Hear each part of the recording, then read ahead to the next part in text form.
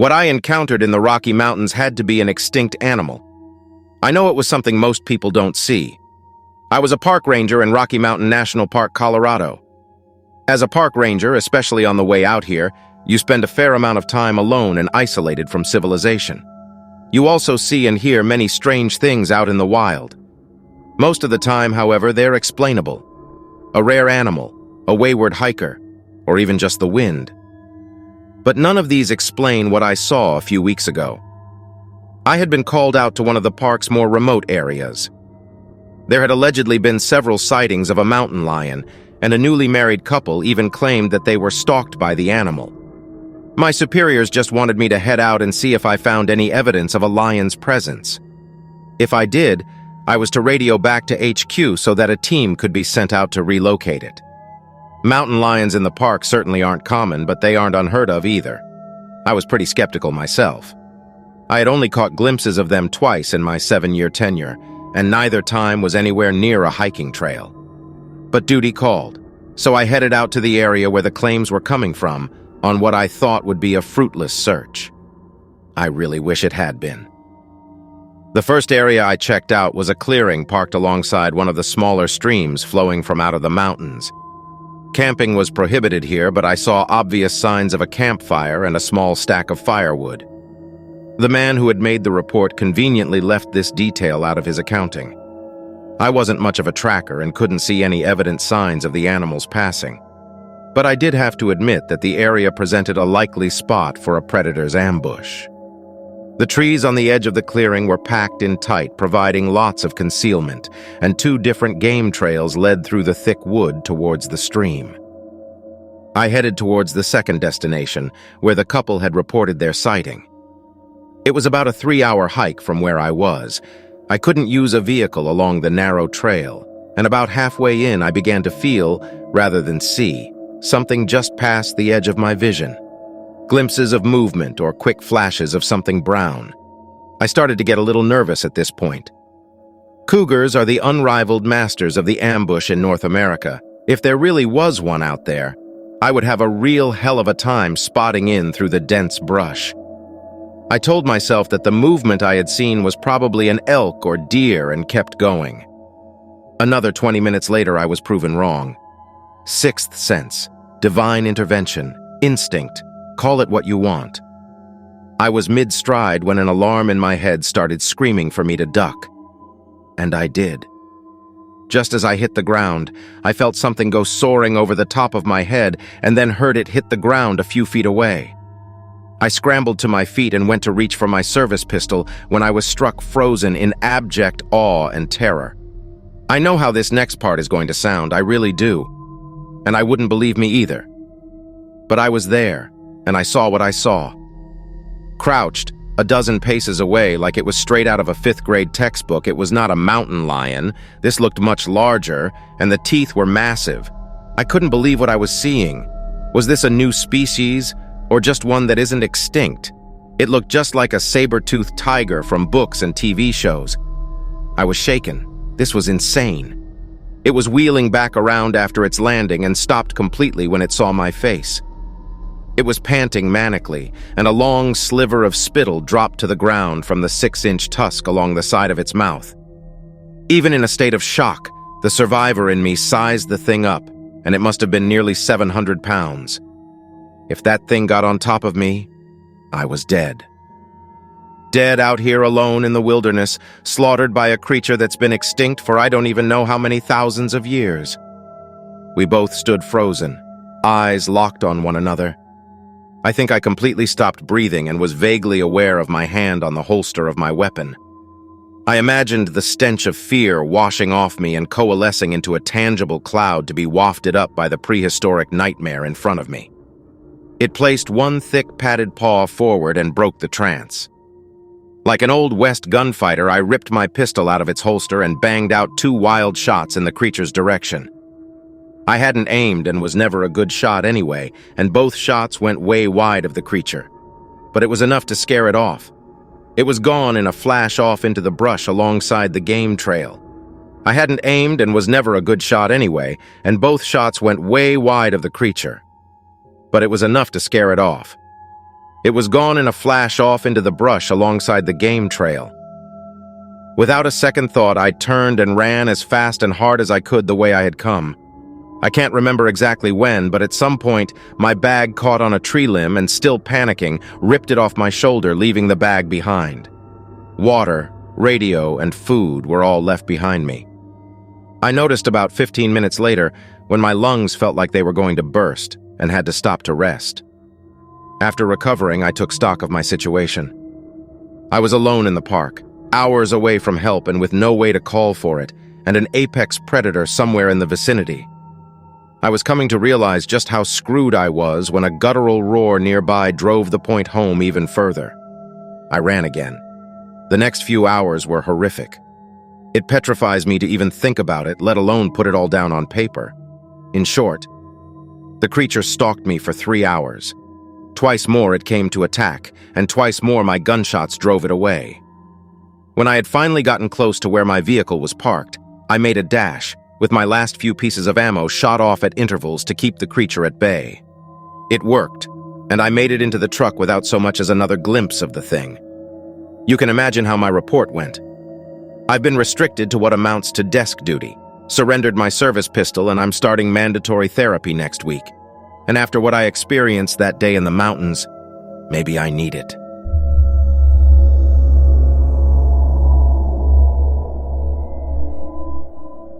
This story took place over last summer, and trust me when I say that I remember it like it happened yesterday.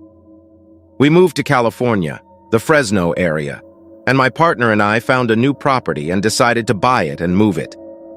We were really excited about the whole thing. One aspect of the house that we liked in particular was that the place was a little ways off from the rest of the neighborhood, sort of on its own, secluded. We both grew up in areas a lot more rural than Fresno, so it was nice to have some green to look at. So we moved in for a while and there was no issues. We totally loved the place, and we're settling into the neighborhood perfectly fine. The only thing we noticed is that now, every night, our cats are going absolutely nuts. Just insane with the meowing. It's odd because they aren't outside cats. Like I said, we used to live in an apartment, so there's no reason they should want to go outside or even care about what's happening out there. I think that maybe they're just trying to get back to their wild roots, chase some birds or something. They've never had a yard before, so there was probably a lot they wanted to take in.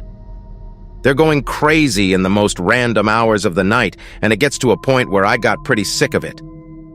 I installed a little doggy door on our back door, and so I figure the cats will be quiet if they can do what they want. See, I was wrong. The cats? They weren't meowing like that because they wanted outside. They were doing it because they were worried something might come in. A few nights have passed since the door got installed, and I noticed that not only are the cats not interested in using it, but now they're acting weirder than ever. Then it happened. One fateful night, whatever the hell they were meowing at got inside the house. Inside my house. My partner is a heavy sleeper, so when the cats were going at it like nobody's business, I was usually the only one to wake up to try and quiet them down. I head downstairs this one night and see that my cats are standing at the bottom of the steps, hair and tail sticking straight up like I've never seen before, hissing their hearts out towards the dark living room. I felt like I was in a horror movie, you know?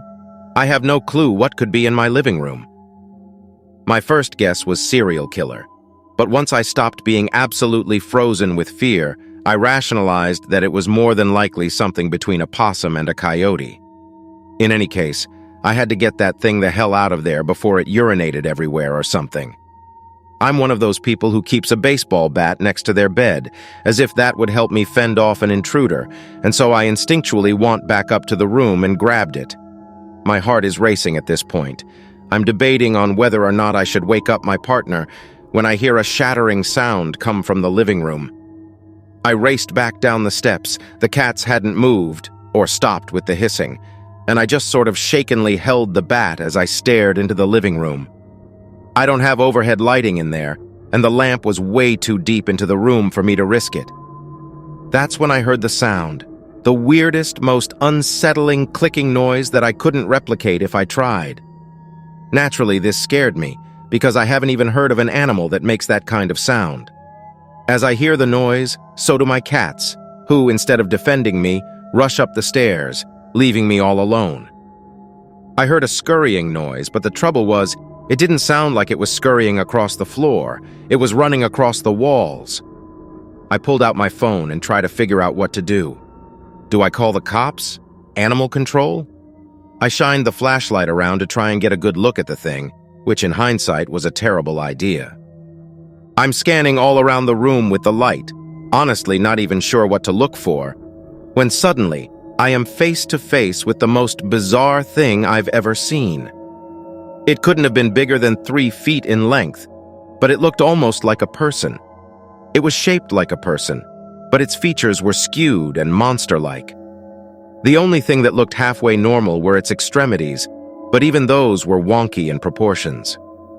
This thing was staring right at me with giant black eyes. Naturally, I screamed bloody murder in response. Funnily enough, this was probably the best move I could have made because I think that my scream actually scared it. It started frantically running around my walls, even going up onto the ceiling at one point, and then eventually found its way back out of the doggy door it almost certainly entered through. For a while, I just kind of stood there, wide-eyed. I removed the doggy door the next day and have tried severely to forget the entire interaction. I told my partner that it was a possum because I didn't want to freak them out, but it was no possum I've ever seen. I've read up on some stuff, but honestly, I don't think I'll ever find a satisfying explanation for what I saw that day. The best I can hope is that my first time seeing it was my last time too, and it stays away for good.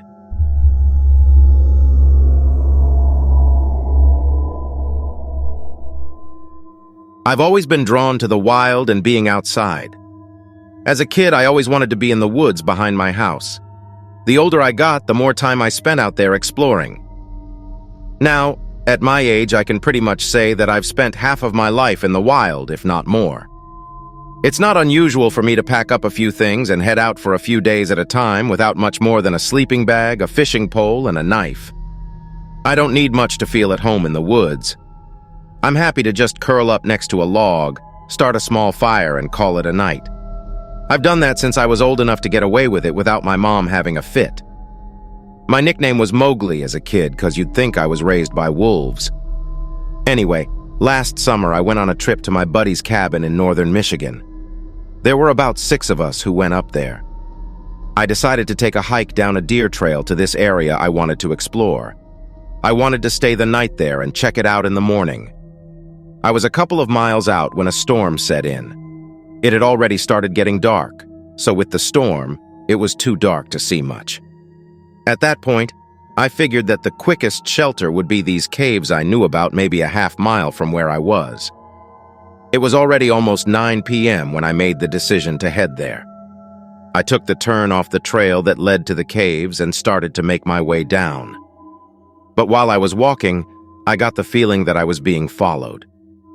It was a strange feeling that just came over me all of a sudden. I decided to take my .357 out of my holster just in case I needed to defend myself. I kept on the trail to the caves and hoped I wasn't being stalked. But I got there just fine and settled in for the night. I must have dozed off because before I knew it, several hours had passed, and I was dreaming that someone was yelling at me to wake up.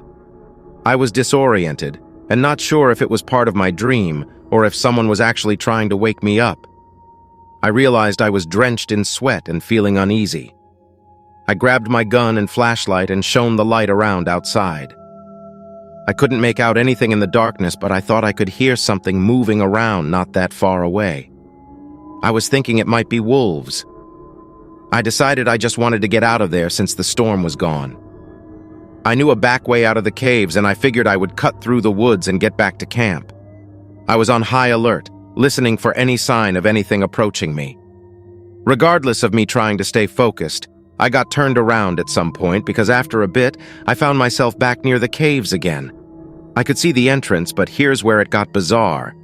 I saw a figure near the entrance that appeared to be something wolf-like, but was about 3 times the size of your average wolf. Not to mention it was standing upright. From what I could see, it had a real, unnatural, bulky build. The shoulders on that thing were so wide and its back seemed humped. I couldn't see its face very well, but it had its snout up in the air like maybe it was smelling the air. I was afraid that it had caught a scent of me. I couldn't believe what I was seeing. I watched it moving its head back and forth, and I could swear I could hear it growling deep in its throat. I made it back to camp, and next morning when I told everybody what I saw, nobody believed me and were laughing that the famous Mowgli got scared out of the woods. So I said, fine, we'll all go to the caves and look for the tracks. So after breakfast, we headed over there. We all had our rifles, so I felt okay about going back. When we got near the mouth of the cave, I made everybody stand back so if there were prints, they wouldn't be accidentally disturbed. My friend Nick was a pretty experienced tracker in our group, so he went and looked. He almost immediately had a shocked reaction. He waved us forward, and there were unmistakable tracks. The ground was still damp from the last night's rain. It was crazy. It was hard to miss what looked like 6-inch wide dog tracks, and the length was like 1.5 times my shoe. Wolves and coyotes have nowhere near that big of paws. The tracks were all around the outside of the cave, but didn't seem to go in. The cave entrance was really narrow, so I don't know if that creature would even have fit through. Well, no one was laughing then. Nick said he had no desire to try to follow tracks like that and would rather not know who they belonged to. We all felt the same way. We all just wanted to get out of there. We went back to the cabin and didn't venture far from it for the rest of the trip. I had been around those caves before and never came across anything but local wildlife. So I don't know if that thing was new to those woods, and if so, what had drawn it there. Summer's coming again soon, and we almost always head up to the cabin. But I'm feeling ambivalent about it this year.